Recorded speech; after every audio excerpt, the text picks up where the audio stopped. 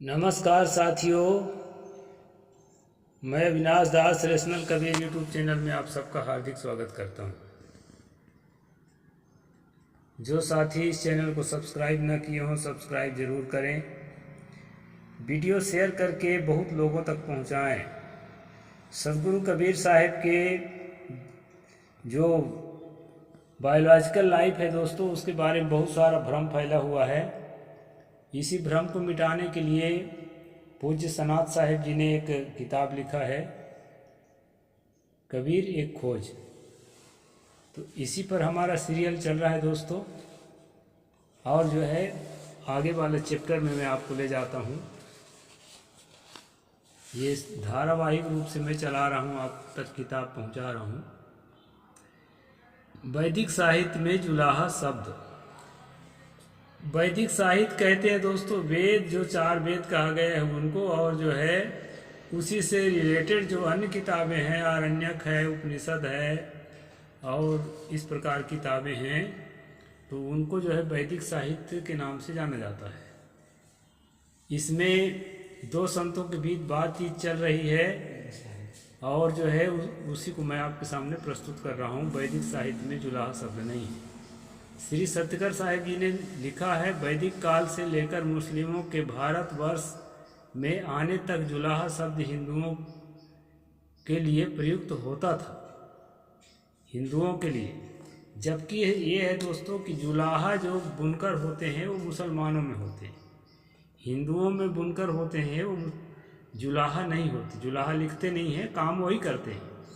सच यह है कि 4 वेदों में जुलाहा शब्द नहीं है। इतना ही नहीं, समस्त वैदिक साहित्य में भी जुलाहा शब्द नहीं है। भारत का प्राचीन कोश ग्रंथ अमर कोश है। अमर कोश 2.10.6 में तंतुवाय कुविंद शब्द आया है, किंतु उसमें जुलाहा शब्द का उल्लेख नहीं है। डॉक्टर आप्टे के संस्कृत हिंदी कोश पृष्ठ 420 में तंतुवाय का अर्थ जुलाहा किया है, किंतु इसके पूर्व के कोश ग्रंथों में जुलाहा शब्द नहीं मिलता। यह बात तो श्री सतकर साहिब जी ने भी 6/10/2019 को फ़ोन मोबाइल से बातचीत में स्वीकार किया है।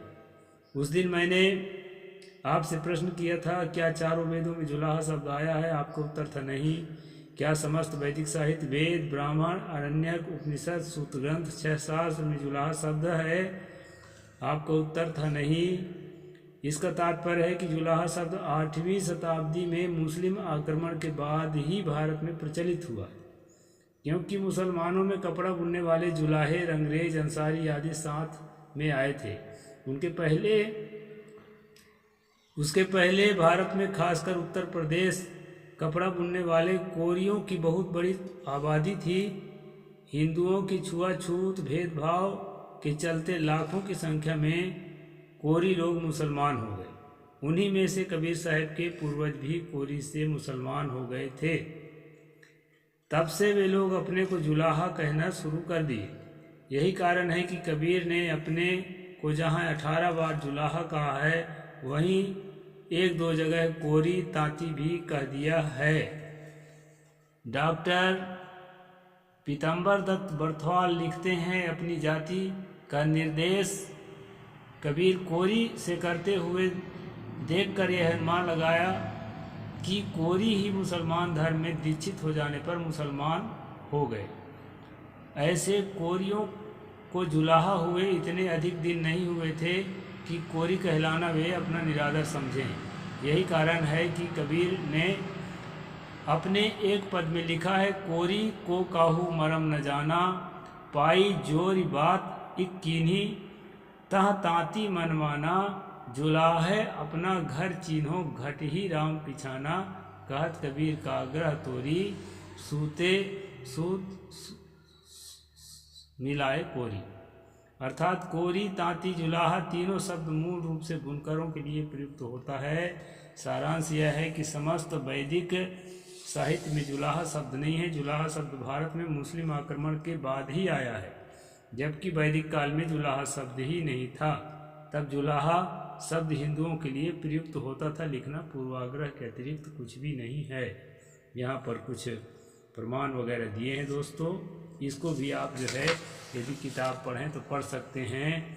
और मैं एक चैप्टर और छोटा छोटा चैप्टर है इसलिए एक चैप्टर और पढ़ देता हूँ। चारों वेदों में जुलाहा शब्द नहीं है। इतना ही नहीं, समस्त वैदिक साहित्य में भी जुलाहा शब्द नहीं है। यह हम पिछले पृष्ठ में पढ़ आए हैं। ऐतिहासिक अध्ययन से पता चलता है कि जुलाहा शब्द 8वीं शताब्दी में मुसलमानी आक्रमण के बाद प्रचलन में आया, क्योंकि मोहम्मद बिन कासिम के भारत में आक्रमण के बाद लगातार मुस्लिम आक्रमण होते रहे और धीरे धीरे मुसलमान इस देश में स्थायी रूप से बस गए। इनमें कपड़ा बुनने वाले जुलाहे भी थे। इसके पहले भी भारत में कपड़ा बुनने वाले बुनकर जातियां रही हैं, जिन्हें कोरी, तांती, तंतुवाय तथा कुविंद आदि नामों से जाना जाता था। वे निश्चित रूप से हिंदू बुनकर जातियां थी। हिंदुओं में उस समय ऊंच नीच, जात पात, छुआछूत की संकीर्णता अपनी चरम सीमा पर थी। उसी समय दोस्तों गले में हंडी बांधना पड़ता था, कमर में झाड़ू बांधना पड़ता था और जो है गले में मटकी लटका कर उसी में थूकना पड़ता था। अब छाया छू जाने पर जो है पीट पीट कर मार डाला जाता था दलितों को। और उसी दलित वर्ग में जुलाहा बुनकर जाति भी आते थे। जो जुलाहा नहीं थे, जुलाहा बाद में हुए मुसलमान होने के बाद। इस तरह से जो है इसमें हमें समझना पड़ेगा। हिंदुओं के उस समय ऊंच नीच, जात पात, छुआछूत संकीर्णता अपनी चरम सीमा पर थी, जिससे देश के दलित शोषित वर्ग बहुत दुखी थे। दूसरी ओर मुसलमानों के साथ भी सूफी संत भी आए थे।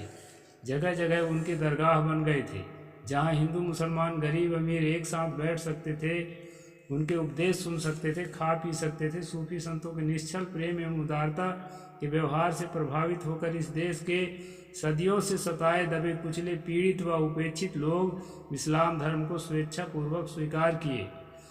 यही कारण है कि पंजाब से लेकर बंगाल तक के कोरी लोग लाखों की संख्या में मुसलमान हो गए। मुसलमान हो जाने पर वही लोग कोरी से जुलाहा कहलाए।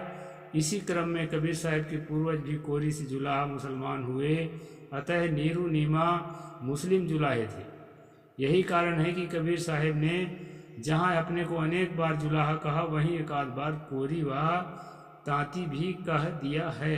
फिर कोरी और जुलाहा दोनों ही बुनकरी करते थे, एक साथ रहते थे, एक दूसरे के दुख सुख में सम्मिलित होते थे। भले हिंदू से मुसलमान और कुछ लोग हिंदुए रह गए थे, लेकिन जो है उनमें व्यवहार था, उनमें आपस में भाईचारे व्यवहार भी चलता था। यही कारण है कि जितनी बुनकर जातियां हैं, जैसे कोरी, पनिका, कोष्ठी, जुलाहे, अंसारी, धुनिया, रंगरेज, बलाई, तांती, धानुक, कतिया, महरा आदि हिंदू मुस्लिम सभी लोग कबीर साहब को अपने पूर्वज एवं मसीहा मानते थे और आज भी मानते हैं दोस्तों।